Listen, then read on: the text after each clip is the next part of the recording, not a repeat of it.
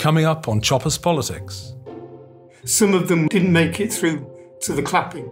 They died looking after our interests. What could be better than giving everybody a decent pay increase? That would be the real recognition.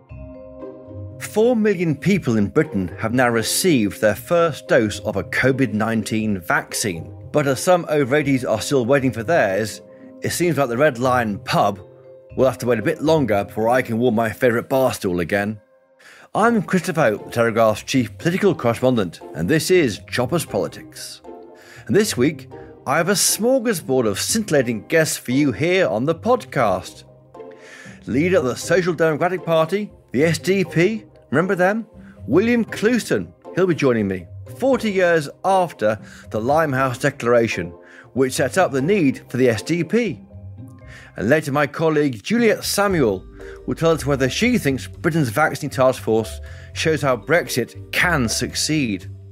But first, I think it's safe to say that we've never been more aware of the people who can't just work from home, those in healthcare and education, for example. UNISON, the UK's largest trade union, represents many of these people, and this week their General Secretary Dave Prentis retires after 20 years in the role. And for me personally, it's great to have Dave Prentis on this podcast because over the past 2 decades, he's always been the union leader who would always talk to me at the Telegraph. And believe me, listeners, not all union leaders want to talk to the Telegraph. So I connected with Dave Prentis remotely to ask him about his last few days as leader of UNISON and his plans for the future. Dave Prentis, welcome to Choppers Politics for what could be your last interview before standing down as leader of UNISON. Is that right? Yes, I do retire at the end of this week on Friday after 47 years service to our union. Gosh, what do you get? Do you get a clock for that? A watch. What? You've been General Secretary since the 1st of January 2001. That's basically this century. Yeah, 20 years. But prior to that, I was part of the Secretariat, Assistant General Secretary and Deputy, since 1983, when Thatcher was at the peak of her powers. Yes. I've got to ask, why are you leaving? You're just starting, right? In my mind, I'm still 21, I'm just starting. Probably when I look in the mirror, I realise why I'm leaving. What was the secret of your longevity? I've always been struck at the Telegraph why you would always talk to the Telegraph, Dave Prentis. You wouldn't find that necessarily amongst other union leaders, but you always talk to us.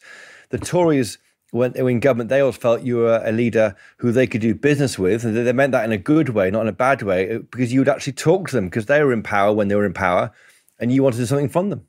My starting point is that I'm the voice for 1 million members, 1.3 million members, and they expect me to look after their interests, not to take them down side alleys, but to actually speak up for them, make sure that their voice is heard, and that we do get agreements that are good agreements that take forward, that deal with low pay, that deal with equal pay, that deal with employment rights, that take on the government when they seek to impose £1,000 fee to go to an employment tribunal. All of those things we take forward. But we do it in a very, very concerted way. We don't just make noise on one day and then move on to the next thing. We plan action, we plan the way forward. And usually, we will get results. We do negotiate. We negotiate with the people in power. And my view is that when the Labour Party was formed, it was formed in order to get power for working people. All of the years it's not in power, we're doing a disservice to our working class people. So we negotiate. Sometimes it's called soft power, but we believe it's effective power. And you'll find that every campaign in this country to improve rights, they will want UNISON on their campaign, and they will want our logo, the colours of the suffragette movement, as part of their campaign as well. Well, what have you learned, do you think, about, often you're negotiating with employers and the Conservatives more recently. What have you learnt about them? Do you think you can understand politics from their point of view, or are you quite tribal? I'm tribal. I came from inner city Leeds, born and bred there. I've always believed that trade unions can do good. People learn about trade unions, about industrial action, and we do take action. Some years we take more action than all of the other unions put together, but we don't glory in it. We don't ring bells for it. It's something of a last resort. We seek to reach agreements and good agreements, but if employers won't talk to us, then you may call it tribal, but we will come back and ask our members to actually stand up for themselves and to help us get the agreements that they need. There's been quite a big fall in numbers of days lost to strikes since you first formed Unison in 1993. Is that because you become more impotent or because you're better at negotiating? Well, it's probably both. Many years there hasn't been a big fall in the number of strikes. At the moment, people are worried about their lives. They're worried about their jobs. Many are very, very low paid. It's not just a question of nurses and doctors, but it's the cleaners, it's the mortuary workers, it's the care workers.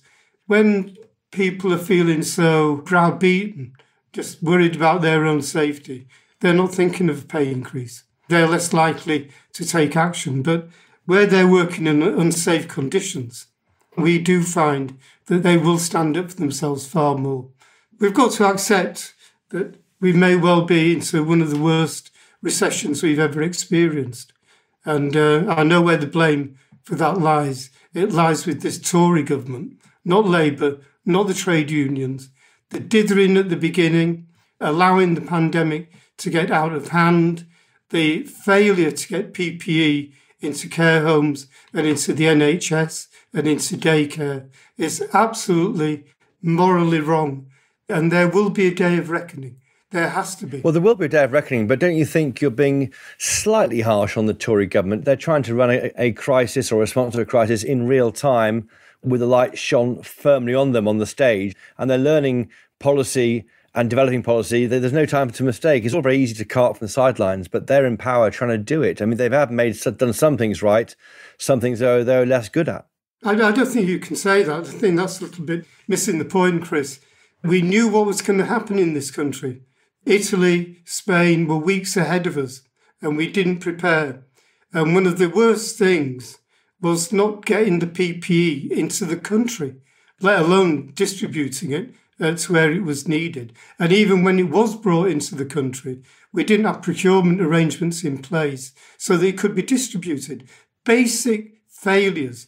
We set up a PPE alert where anybody could just email in and say what they were thinking. Within 2 hours, we had 3,000 emails about the working conditions, and our members won't walk away from patients. They couldn't work remotely like others can do. They had to stay and work in those conditions. And this government has got a lot to answer for. We've even paid for the funerals for our members' families, where two of our members have died because they couldn't afford to do it.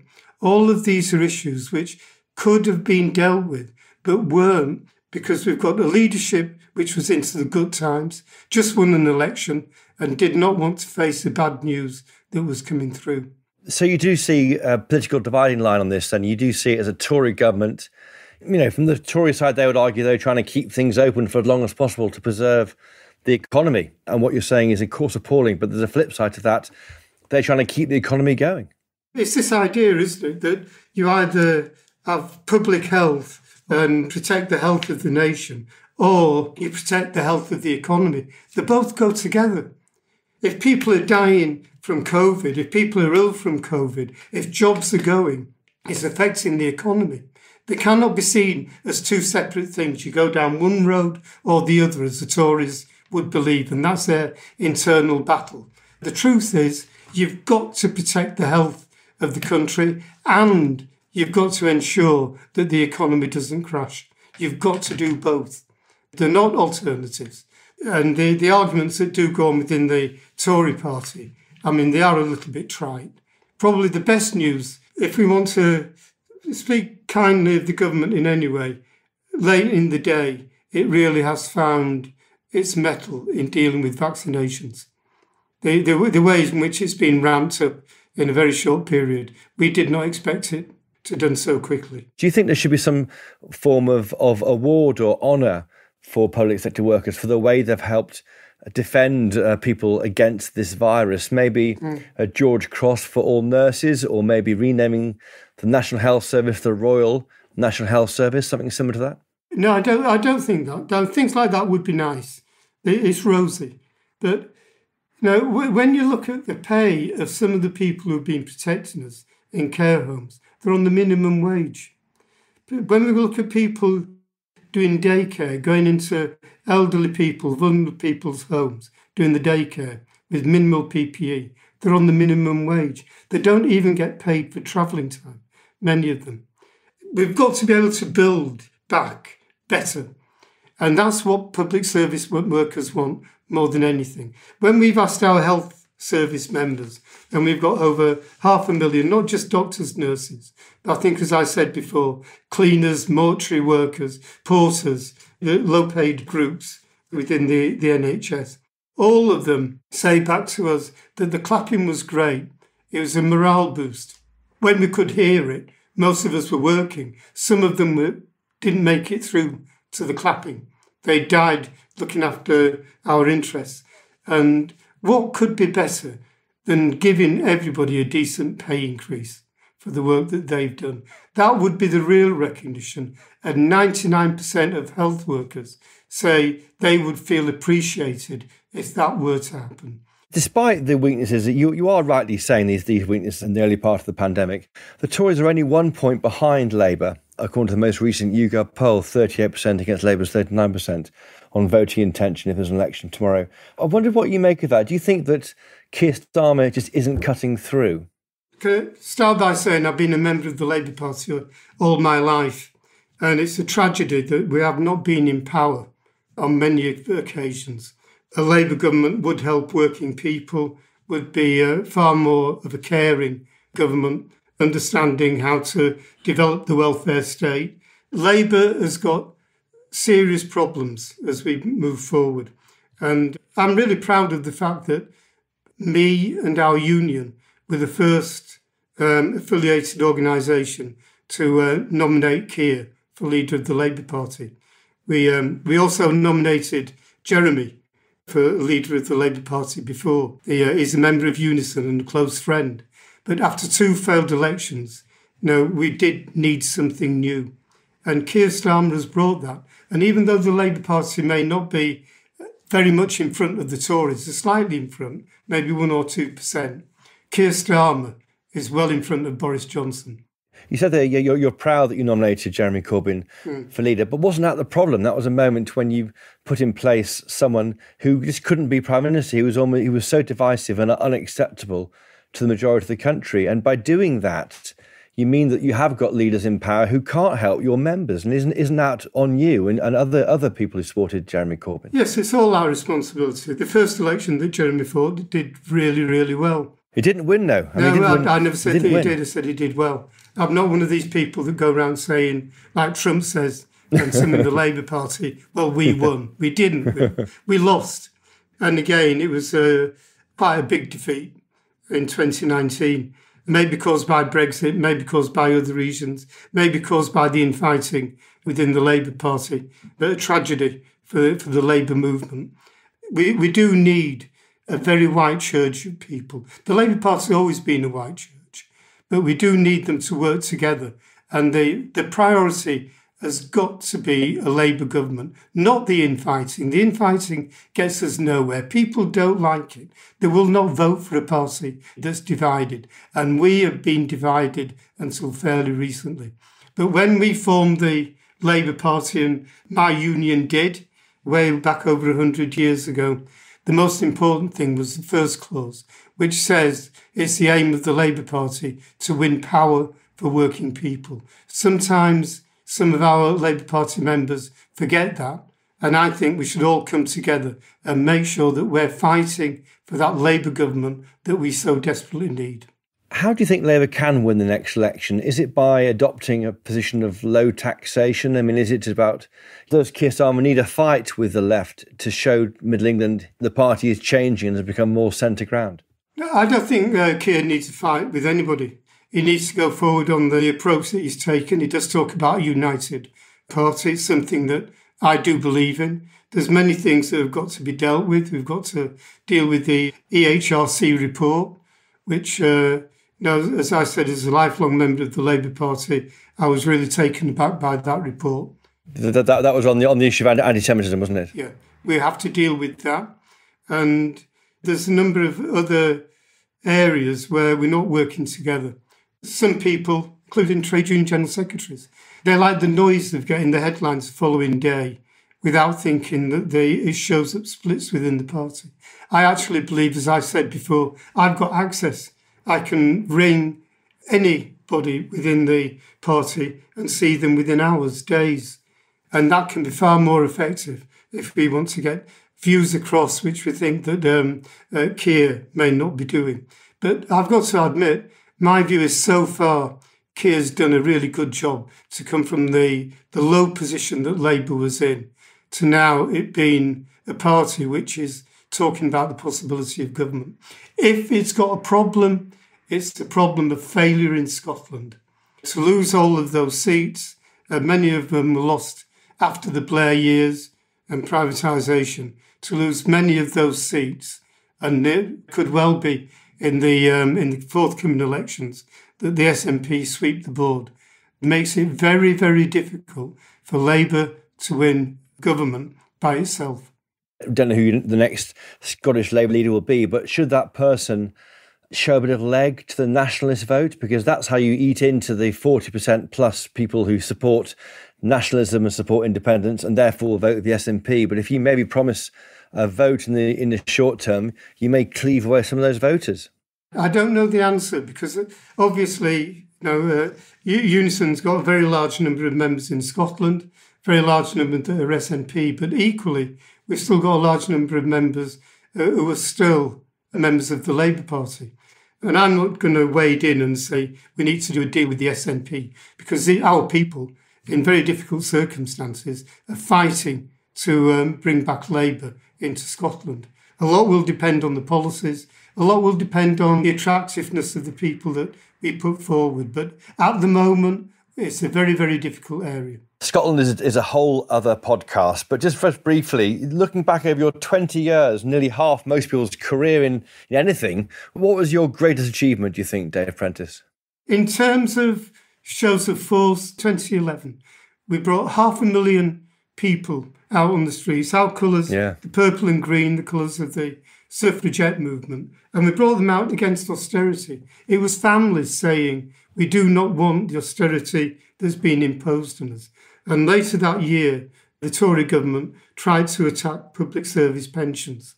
And again, in the November of that year, we did take industrial action.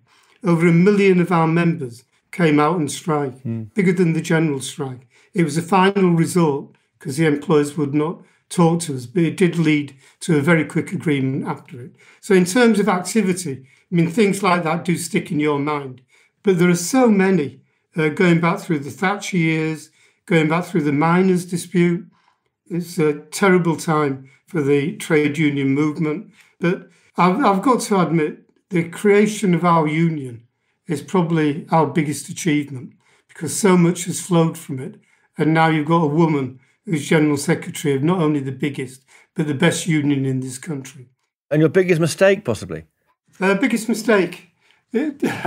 Probably too many to call off. Somebody did say to me last week, I asked Dave what was the biggest mistake, and Dave turned around to me and said, what mistake? We've made many mistakes along the way. I think we pulled back from the Labour Party a little bit when it was going through its traumas. We didn't see the sense in washing our dirty linen or dirty Lenin in public. It may have been a mistake not to move in more quickly on the divisions that were arising.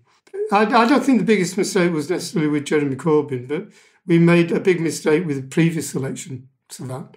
We should have done far better, given that we've been through years of austerity. So, no, we're not perfect. We never say that we're perfect, but our heart's in the right place, and that counts for 99% of what we do. Just finally, Dave Prentis, what are your plans for the future? perhaps looking after your allotment. When we had Jeremy Corbyn on the day before he quit as Labour leader, he said he was looking forward to excitedly tending his allotment. Do you have one? No, I don't have an allotment, but what my colleagues in work bought me as the leaving present was a shed. So I may try and get an allotment next to Jeremy. I'm still president of Public Service International. It's the international body for public service trade unions. I'm the president of that, and I'll continue to do a lot of work for that organisation. Well, Dave Prentis, General Secretary of UNISON, for a few days more after 20 years in power. Thank you so much for joining us today on Choppers Politics. Thank you. Thank you, Chris. Right, do stay with us. In just one moment, I'll be talking to the leader of the SDP about why this party can still be relevant in the 21st century. Right after this.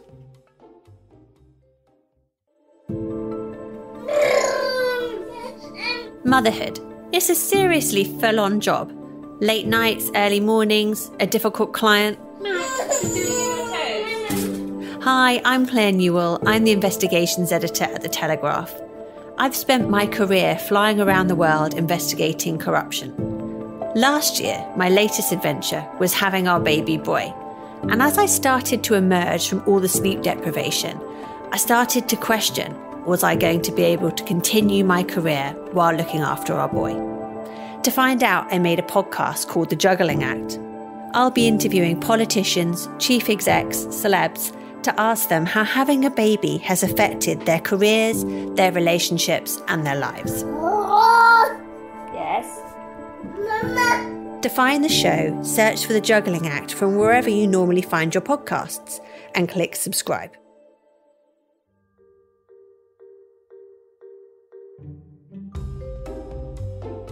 And we're back. Now, Monday marks the 40th anniversary of the Limehouse Declaration. And for those of you younger than I am, that was when 4 former Labour cabinet ministers made a statement because they felt the party was being overtaken by its more left-wing members. Sound familiar?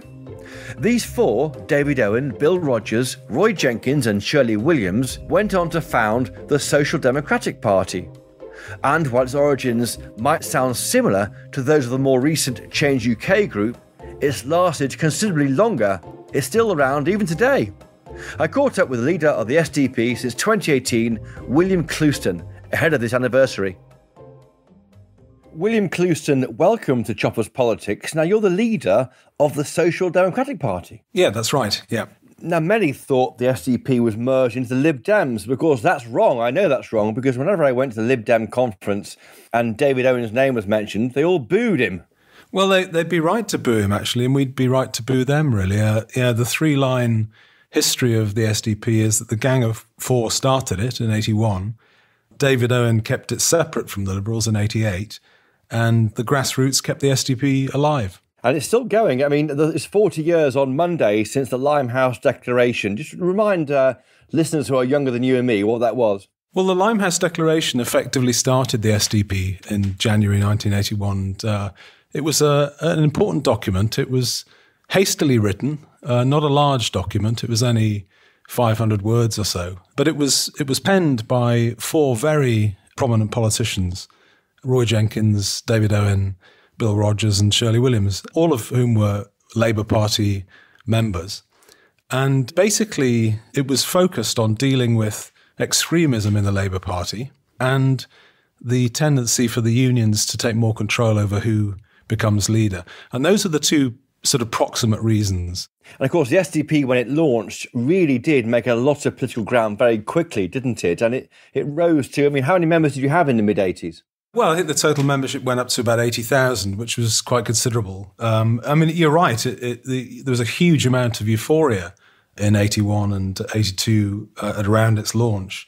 The sort of line on that is that the party went up like a rocket and came down like a stick. But in fact, actually, for the whole of the 80s, during the alliance with the Liberals and the general elections that we fought, the party had a huge impact. And historically, certainly, it is the biggest challenge to basically the 2-party establishment duopoly in British political history. I think the strength of the 2-party system and the duopoly, particularly given the voting system, is that it allows a weak party, like the Labour Party in that case, it allows them space, basically several general elections, to recover. And unless you knock it out straight away, unless the SDP made the breakthrough in the 80s and knocked the Labour Party out and changed the voting system, then it's very, very difficult because the weaker party regroups and recovers, and that's what the Labour Party did. So I think what's called for is a different approach, and it's surprising how many of the original ideas we still hold and promote. Okay, let's bring it forward right to now. You've got how many members now, 2021? Low thousands. It's difficult to say in any particular one time, but the membership actually got down to 100, believe it or not, Christopher. It became very, very small, but they kept it alive. And we had a big boost a couple of years ago, and Patrick O'Flynn joined us when he was an MEP, and Rod Little joined us, and we got another 1,000 members from that. So we're growing steadily, and we're doing the hard yards. I think if we have a model, I would say our model is the Green Party, where there are no shortcuts. There's no instant success. You've got to build the party up in the regions. You've got to get established councillors in and so on. So that's basically the project we're engaged in. But all along, actually, in this resurgence, it's been very important for us to get the ideas right. And in that, we launched the new declaration. Basically, the National Committee asked, what would the Limehouse Declaration look like if it were rewritten now? So we got to that, and I think we produced a very fine document, which, again, as people that read it can see its positives. And again, my advice to anyone is read it. If you like it, join us. And if you don't. And your slogan is family, community, nation, which is almost what Keir Starmer would be saying, because family is one of his key themes of this year. So you're certainly on the button of where the voters might be. Whether they come to you, we'll wait and see. Are you planning to stand in many council seats, or are you targeting particular areas like the Greens targeted Brighton, for example? Yeah, well, we are. Just to get on to Starmer, I think certainly what's happened in the Labour Party is that they're late to pick up on this, but they've lost the Red Wall seats. The Red Wall basically is the UK's series of swing states. Now, they deserve to lose those because they haven't been very patriotic. They haven't talked about family at all. They've been quite embarrassed to talk about family, actually. And what Starmer's trying to do is to try and get back on top of that, the sort of traditional patriotic left. I think it's slightly inauthentic, so I'm not sure he will actually do it. In terms of candidates and so on, yeah, I mean, where we're very strong, it's fairly patchy because we're still growing, but places like Leeds, we would hope to have candidates in the city council elections in every seat, and certainly, if not in every seat, certainly the vast majority. So, it depends on local parties, but we're keen to get representation and plough ahead. Now, I've long thought there's a window of opportunity in our current politics for a party which might be anti-big state, anti-CCTV camera, anti-databases and all that kind of thing, and almost probably anti-lockdown. I mean, is that where you might be fighting? Well, certainly we've been sceptical of lockdowns, and I've done a number of interviews and published some articles on this. But our criticism of lockdowns really comes from a communitarian standpoint, a utilitarian standpoint. My real worry with this, Chris, is that I think the suppression measures are probably likely in aggregate, not just now, but in the future and the tail effects and so on, to actually cause greater harm, greater human harm than on the plus side. Through what? Through missed operations at the NHS, through depression and anxiety and illnesses caused that way? All of those things, Chris, but also the tail effect of just the fact of expanding the government's deficit by 350 billion. We're not at the end of that. It might well be 500 billion if you look at the full effect. Now, to some extent, the government's sort of totally moved away from a rational approach to allocating spending and health costs and so on. And we're focusing on a single cause, a proximate issue. And I think in the long run, you've got to look at the effects on a whole generation. I think when all that's factored in, it wouldn't surprise me at all if the aggregate effect is harmful. I'm not in any way being complacent about the civil liberties issues. I take that, but I think I'm hoping that that's transitory. I'm hoping that we get those back. But we've got to fight for them. What's your take on these other, I call them challenger parties launching? Nigel Farage has now got Reform UK, which was called the Brexit Party. Lawrence Fox, the actor, has got one called Reclaim. Have you thought of joining forces with any of these guys and combining your efforts? Not really. I think what we're looking at is rowing our own boat, particularly in Nigel's case. His weak spot always, certainly in terms of the sort of target for our type of policies has been his keenness on Thatcherite economics. And I would say literally, we've had double liberalism, we had social liberalism and economic liberalism for sort of 30 years. And I'm afraid liberals of these various kinds can't really supply any of the remedies. I think we've tried that. What we need is a more culturally conservative approach, a more domestically focused approach to politics, which is where we are. And then the Lawrence Fox party, he's kind of anti-lockdown, it seems. Yeah, he is. And I think he's been courageous in tackling it. But I think Lawrence's prime concern is individual liberty, isn't it? So his approach is slightly different to ours. And as far as the long-term prospects for any of these new parties, I would sort of bear in mind that it's a tough endeavour. And the fact that the SDP is still here and is actually growing rapidly now after 40 years of history is testament, I think, to our ideas. It's growing rapidly from a low base, though. If you had 200 from members, a low base, no, I acknowledge that. If you were 2,000 or 3,000 now, I mean, I acknowledge that, but I think basically, if you're an organisation that's based on sound ideas, that's what counts. And I'm very, very confident that when people look at us, it's a serious political project. Whether some of the new parties and projects will endure, I'm fairly sceptical, even in a foot race between now and the next general election, which is very likely to be sort of May 2024. I know we'll be there. We had 20 candidates the last election. I think we'll have 3 figures easily. Have you ever thought about packing it all in? I mean, what keeps you going on these dark lockdown evenings at the SDP? Life's hard enough for other people, I think, living their lives, but you're sort of targeting really past glories. What keeps you going? I think what keeps me going is when I look out onto the political landscape, I see something's missing. And I think the big parties, all 3 of them, are offering a sort of species of liberalism. There's not very much, as you know, between many of the parliamentarians. You put them in any party. And I look out onto the landscape and people are crying out for a party that's sensible, patriotic, culturally conservative, but leans left on economics. And when they go into polling booth, I want them to have that option. And that's basically what drives us. William Coulston, the leader of the SDP, the Social Democratic Party, ahead of the 40th anniversary of the Limehouse Declaration. Thank you for joining us this week on Choppers Politics. Thank you. Pleasure. Thank you, Chris. Take care. Now, last weekend, I brought you an interview with the new EU ambassador to the UK, João Valle de Almeida. It's an interesting listen if you haven't checked it out already. During our chat, I asked the ambassador about why Britain seemed to be having more success rolling out its vaccine programme than other EU nations. And, as you might imagine, he gave a robust rebuttal, even for a diplomat. And that was the subject my Telegraph colleague Juliet Samuel had been tackling this week in her column. She argued that Brexit had allowed the UK's vaccine rollout programme to succeed, and this was an early possible sign of further successes to come. So I thought I'd get Juliet on the line to respond to the ambassador's comments. And we started by reminding ourselves what he'd said. We are 27 countries. Some are bigger than others. Some have more financial potential than others. Some have more bargaining power than others if they have to engage individually with the providers of vaccines. We decided otherwise. We said we need to approach this together in full solidarity so that we allow each of our countries, 27 of them, to have the same chance and the same opportunity to have access to vaccines in due time. And that's what we did. And we have now more than 2 billion doses for 150 million people. That's quite a potential.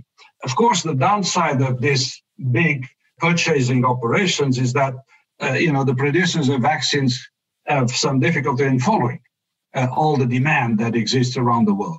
And that explains that sometimes you don't get the vaccines when we want, but we are making an enormous effort. The vaccination has started at the same time or more or less for all the countries. We are making good progress there. And I'm sure at the end of the day, this will prove to be the right approach. Juliet Samuel, is the ambassador right?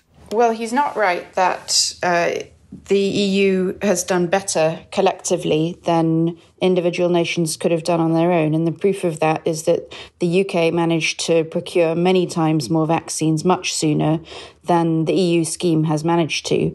And there's a slight fetishization of scale and of this notion of solidarity that doesn't often play out in practice, the notion that because all these countries are doing something together, it must be better.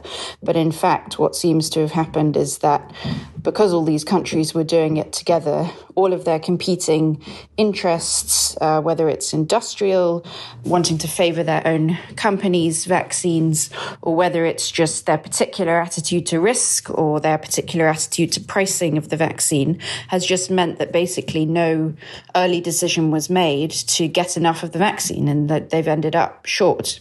But the ambassador is saying there that the EU was trying to do it equally across all 27 nations, and it's a bit lumpy for different countries, but they're trying to do it one for all. Is that not the point of being in the European Union, that you're all equal member states? Well, for one thing, they're not all equal because the vaccine procurement has been so slow that countries have now started to go their own way. Germany has started negotiating its own contract with Pfizer-BioNTech because they simply can't afford to wait. But even if you were to say, well, the advantage of this is that we'll all be equal, if your vaccine rate across the whole population is many times lower, I mean, the closest EU country to where the UK is at half the rate of vaccinations per population that the UK has managed to reach, then it doesn't matter if you're all, I mean, essentially what you're saying is we're all equally screwed rather than we're all equally doing this just as well as each other. Do you think this is what Brexit is about? It's doing things at scale that suits Britons? Yeah, well, I think that one of the big arguments before the Brexit vote was whether we were better off sticking with the EU because of scale. The scale of the market and the scale of the institutions would mean that we would have more clout, particularly in pharmaceuticals. This was one of the examples given, that the UK market was just too small on its own to attract new drugs and innovations in a timely manner, and that we might potentially lose out because a pharmaceutical company might just have to go through one authorization for all 27 other countries, but why would it bother with little old UK? But what the vaccine procurement scheme has shown is that it's not about scale, or it's not all about scale. If you are focused, if you're competent, and if you know what you want as a country, as a political unit, you can actually do things faster than if you're a large scale and if you're a big, impressive buyer like the EU. Who are your heroes then of this vaccine rollout? Is it Alok Sharma, the business secretary, who I think originally derogated Britain out from bidding for the vaccines as one? Is that right? Is it Kate Bingham, who's the vaccine czar? I think it's Kate Bingham. I mean, she was brought in, she's a venture capitalist. She's taken quite a lot of flack for a couple of things that... PR operation that cost lots of money. And giving a presentation to some American private equity investors. How dare she? The worst thing she could do. But the fact is, she came in, she hired the right team who had the right connections to the companies that were making the vaccines. She herself is not a vaccine expert, but she had the people who could make the right call and say, these are the most promising ones, and we need to negotiate early, and we'll pay a bit of a premium for the Pfizer vaccine, but it's worth it. And then she also, I think, gave the critical piece of advice based on her experience negotiating in this sector, that we can't be in the EU scheme because the rules they're trying to impose are simply too onerous. And the ministers deserve credit for listening to her and having the guts to opt out. But she was the one who came in and said, no, this is how we should do it, and we can't afford to be in that scheme because it won't let us. Is your lesson here that it can be worth paying top dollar for the government to get the right kind of advice, the right kind of expertise? There's all sorts of headlines about the money going on HS2 to top management there. In Kate Bingham's case, there's a big row about the money on the PR budget, but actually it was money well spent. Absolutely. It shows that if you pay up for quality, then you will actually make a return back many, many times over. But, you know, the contrast between Kate Bingham and the vaccine task force and Dido Harding and the test and trace system couldn't be greater, really. Test and trace has cost an absolute fortune, although Dido Harding has not actually been paid for her role there, but it's been a complete failure. And so it shows that you're better off paying for the right person to come and do this, whoever they are, wherever they're from in the world, whatever industry they come from, however much political flack you take for it, then you are just trying to do things, whether it's among old chums or people that are more politically acceptable but don't get the job done. Now, Rishi Sunak this week has been appointed by Boris Johnson to lead a cabinet committee to try and scrap red tape, the so-called bonfire of EU red tape. Is that not a risk of handing a win, do you think, to the Labour Party if they do try and deal with the Working Time Directive, as the FT reported last week? It depends how they do it, but there's been an immediate reaction, knee-jerk reaction from critics saying, look, they're about to start an all-out attack on workers, and, you know, Brexit was all about regulation and handing power to the elites, etc. But what actually seems to be the case, looking at the logic of it, is not that the government is trying to abolish all limits on working hours. And the reason why I don't think they're trying to do that is actually the UK economy hasn't shown a lot of evidence of being constrained by the hours part of that directive. But what it does do is impose an enormous bureaucratic requirement on companies to record hours in a particular way. And so it's perfectly reasonable for the government to say, well, now we don't have to abide by the letter of this regulation. Can we actually achieve something similar in the sense of we don't want to start abolishing holiday allowances and paternity leave and maternity leave, but with less of a burden on companies to do it. And it's an example, maybe a bit like the vaccine task force, of being able to do things differently, not to achieve a different aim, but actually to achieve the same aim in a more effective way. Well, Juliet Samuel, thank you so much for joining us this week on Choppers Politics, and please do come back again. Thank you. Thank you. You can find a link to Juliet's columns in the show notes to this episode. And if you're not already a Telegraph subscriber, do go to telegraph.co.uk/chopper, where you can get your first month subscription completely free of charge, and after that pay just £2 a week.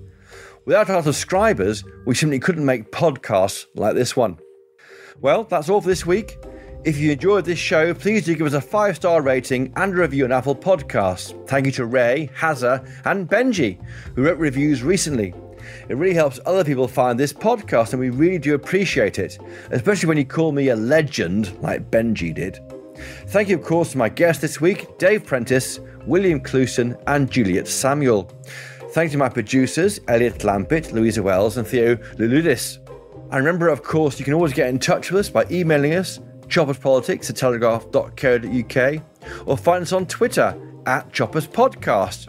We really do read them all, and yes, we've read your suggestions for an episode about Scottish independence and whether it might happen soon or not.